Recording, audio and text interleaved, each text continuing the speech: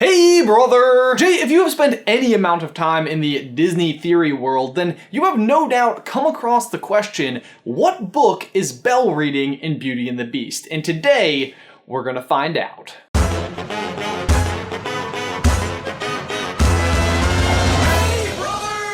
Books really play a large role in this movie. First, they show Belle's independence and intelligence, features in a princess that we hadn't really seen prior to this film. And not to mention they tie in very nicely with the central theme of the movie. Do not judge a book by its cover. Which is good advice. I mean, what can we really tell about the book Belle is reading from its cover?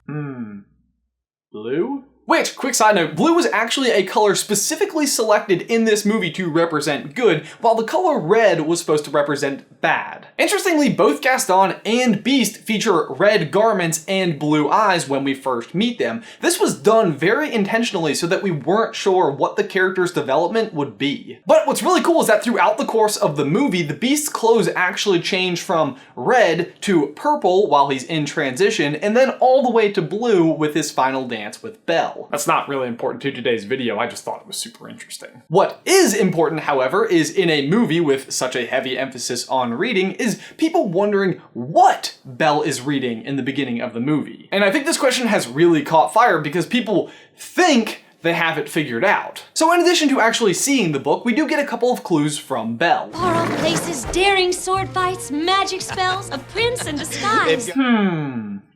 Far-off places, Arabian Nights. daring sword fights, He's got a sword! We've all got swords! magic spells,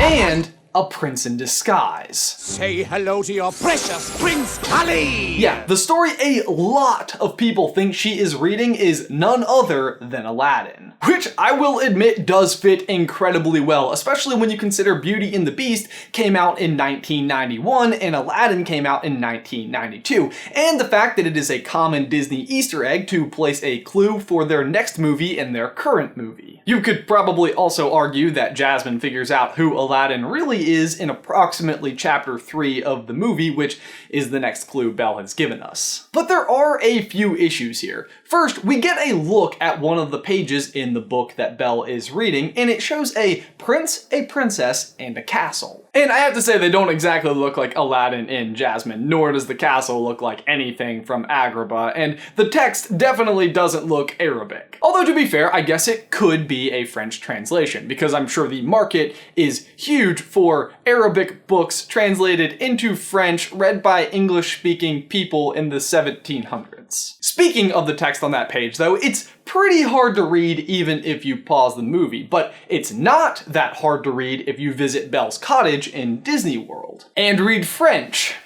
which I definitely don't. But last week, Jay was in Disney World and took a picture of the book, and we have access to Google Translate, so problem solved!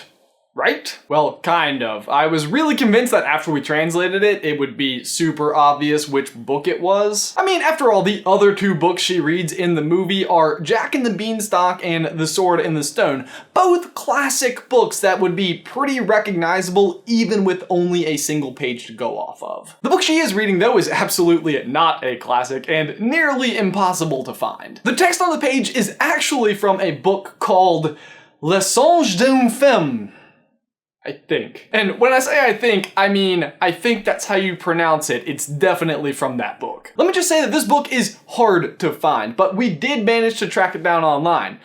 Except I still can't read it, because I still don't speak French. But here it is in the actual page it is on. If you read French and would like to flip through it, be our guest. So that should be our answer, right? Case closed, except no. Despite the actual text being on the page she is reading, it doesn't match Belle's description. Now, I expected Le Songe d'une Femme to be kind of like an obscure fairy tale, but instead it was kinda a romance novel, if you know what I mean. I mean, on just the one page that we have, we can kind of figure out what's happening. Anna is telling Adelaide that she's feeling guilty towards her husband because she thinks a guy named Paul is beautiful and it makes her blush. And this is on display at Disney? Can you imagine if you actually know French? The point is, the text here doesn't match the picture on the other side of the book. Side note, Gaston is as bad as pictures as he is with reading. How can you read this? There's no pictures. Yes, there are. Right there. I think what we have here is basically an example of the animators wanting to put a picture on one side of the book and essentially meaningless text on the other. I am super not sure how they landed on Le Songe d'un Femme. Not only does it not fit our story, but it's also an anachronism. Meaning that despite this movie taking place in the 1700s, this book wasn't actually even published until 1899. It's like they chose an old book, but just not old enough. But so then, what is this book supposed to be? Well, maybe not exactly Beauty and the Beast, but Beauty and the Beast. I don't think there is an actual beast in the book that she is reading, but she is essentially reading her own story before it happens. Every single one of her clues is there. Far off places? Check. While the Beast Castle isn't a far off place, remember she just moved to town, so where she is the far off place. Daring sword fights? Check. Well, Gaston has more of a dagger than a sword, and can you really call it a sword fight if only one party has a sword? I guess normally you would just call that a stabbing. But you know what? That is what happens. I'm counting it. Magic spells and a prince in disguise? Check and check. Basically the event that sets the entire movie in motion. But what about not discovering him until chapter 3? That is true, Belle does not discover his true identity until the end of the movie. But she does discover the ripped painting of him early in the movie, and there's definitely a moment of realization there. Plus, Belle and her blue dress totally match the girl in the picture, and the cherry on top is the music. During the opening song, Belle's theme plays during the part of the song where she says, Here's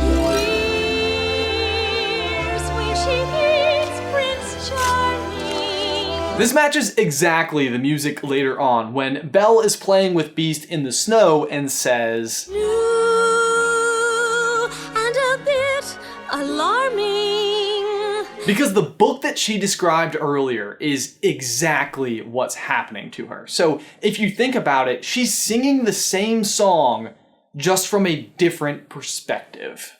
Side note, and this is not related at all, but did you know that the dance at the end of the movie is exactly the same dance as Sleeping Beauty? Like, exactly. They actually used the same drawings and just put Belle and Adam in over, and it matches up perfectly. Jay, my question for you and everyone else is, what do you think? Do you agree? Is Belle reading her own story? Be sure to leave your thoughts in the towel section down below. Thank you to the following patrons who support us on Patreon. The whole reason we started our Patreon was to build a team and bring you better content. We can now formally introduce DK, the newest addition to the SCB squad, and the guy who brings you the amazing effects like our Beauty and the Beast and Sleeping Beauty overlay. Be sure to go check out our page where we are adding lots of cool new content all the time. Guys, as always, thanks for watching, and be sure to like this video and subscribe to the channel if you haven't already. If you'd like to see some more Beauty and the Beast content from us, you can click right here to find out how it just doesn't make any sense, or right here to find out how Jane might be a descendant of Belle. But